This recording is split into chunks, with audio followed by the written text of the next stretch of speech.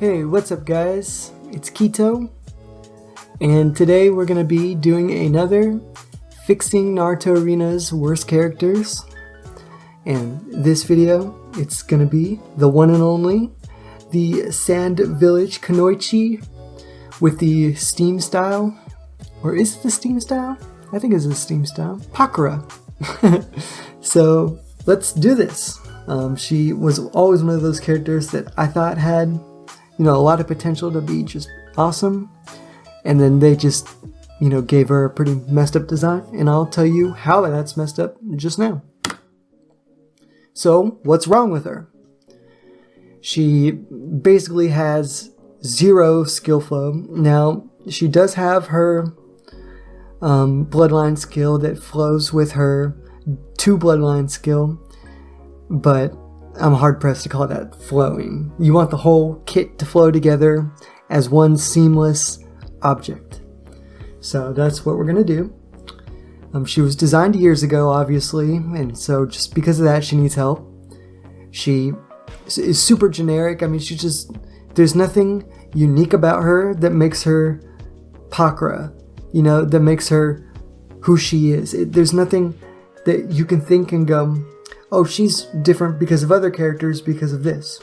Maybe you could say like, oh, she does a lot of affliction damage, but there's a lot of characters that just deal affliction damage. So we're going to give her an identity. And we're also not going to give her some weird chakra cost, like, have her using her Scorch style. That's what it is. It's not Steam style, it's Scorch style. Like, have her using her Scorch style and then make the skill cost a taijutsu. Like, what? It should cost a bloodline. So we're going to make that make more sense. We're going to make her fun. We're not going to make her boring. So, to start, our first skill is going to be called Incinerate. So it's going to deal 15 affliction damage to one enemy, and it's going to deal 5 bonus damage for every Scorch Orb that Pakura has created, and it also cannot be reflected. So, I did a little something with this skill to make it unique, is it can't be reflected. I want that to be sort of a thing with her. I'm not sure if I did that with every skill, but this is her main attacking skill. It's her cheap skill. It flows with her other skills, especially the orb conjuration skills that I'll show you after this. And it's obviously affliction damage. So this is what she's going to be using to attack most of the time. If you want to just use a skill on somebody really quick, use this one. And 15 affliction damage that can't be reflected for one bloodline, to me, that's fair. And if you want to prep it, this is what you're going to do. Skill 2, 5, 6, and 7. So, she's interesting as you do not have to prep her.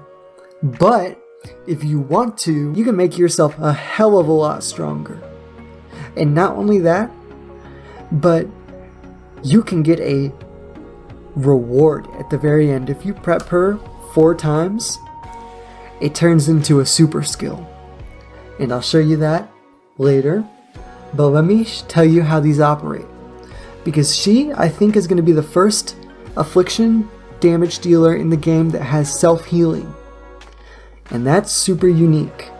And let me explain, first off, why she has self-healing in the first place. Because you may be like, why does she heal herself? So this is how I saw it.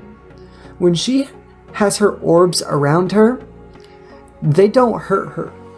If anybody even comes close to one, it evaporates the water in your body. But Pakura, she can hold it in her hand and it's fine. So I kind of thought in my head it radiates this energy that hurts everyone else but sort of heals Pakura. Or, maybe gives her chakra or just it is beneficial to her in some way. So I just saw that as healing. So, for each Scorch Orb she creates, she will heal a little bit more, improve her skills a little bit more, and gain an effect. So, but let me read it for you. Each one of these costs a random, and she can create 1, 2, 3, up to 4 Scorch Orbs. So, Pakura conjures a Scorch style orb. healing her 5 HP and permanently improving her skills. For 1 turn, any enemy who uses a new non-mental skill on Pakura will take 5 affliction damage. So for each orb, this skill increases by 5. So the second one, obviously, it's going to heal her by 10 and improve her first skill by 10. The third one would improve this by 15, heal her for 15, and then, for 1 turn, anybody who uses a new non-mental skill on her will take 15, 10, 5, 20 affliction damage. You see? It just follows by 5, increases by 5 every time. So, you don't have to use these skills. But the more you use them, the more you get from it, right? So later on in the game, which, this is a late game skill, prepping 4 times, that's late game. You have a late game healing. Early game, you don't really need the healing, so you have little healing. So I think this is a beautiful way to do it. You don't need to make your skill stronger, but you can. And this skill, see, like, you can use this skill, the prep, twice. And this deals 25 affliction damage for 1 bloodline, and it can't be reflected. And that's perfect. I mean, you don't even need more than that, but you can get more than that. And if you do get more than that, at 4 Scorch Orbs, it becomes Great Steaming Explosive Blast. And I can't wait to show you that, but let's go to skill 3. We're going to call this Extremely Steaming Murder. So it's going to deal 40 affliction damage to 1 enemy. You can use this anytime in the game. You don't need to use your one bloodline costing skill first to do it, like how the current one in NA is. I didn't like that. It always bothered me that she had to prep to use that skill. I think she should be able to use it at any time in the game, so that's exactly what we're doing. So it's her heavy cost skill, obviously. Well, one of them, but in a different way. This is the 2 specific costing skill. And the other effect it has is if the target falls to 5 HP or less, they die. Now, for every Scorch Orb you've created, the execute threshold increases by 5 health.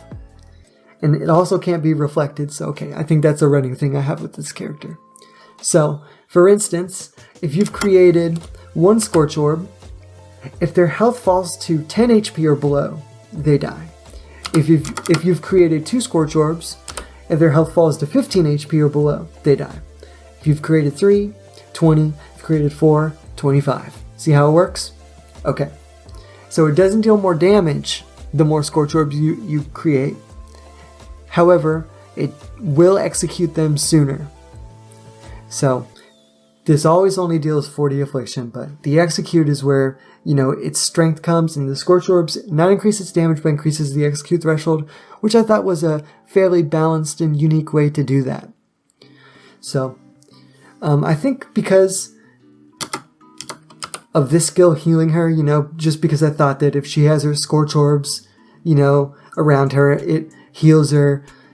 That's why she can't have her skills reflected, because if she's using her Scorch Orbs on someone else, the whole idea of the fact that if they're around her, they wouldn't hurt her, it wouldn't make any sense for somebody to reflect the Scorch Orbs back at her and then hurt her with them. That wouldn't make sense with, the whole idea designs we had with this character. So to make sense with the theme, with the concept, her skills can't be reflected. And maybe that's a little strong, but there's not many reflects in the game. And honestly, I think that's, a very minor boost to a skill. It can't be reflected. Now, there's a lot more counters, so I understand can't be countered is a lot stronger, but I don't think can't be reflected is too strong. I think it's okay. We can get away with putting it as a part of her kit.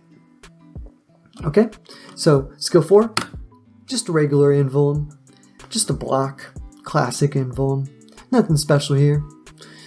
Okay, and our final skill, I'm so excited to show you.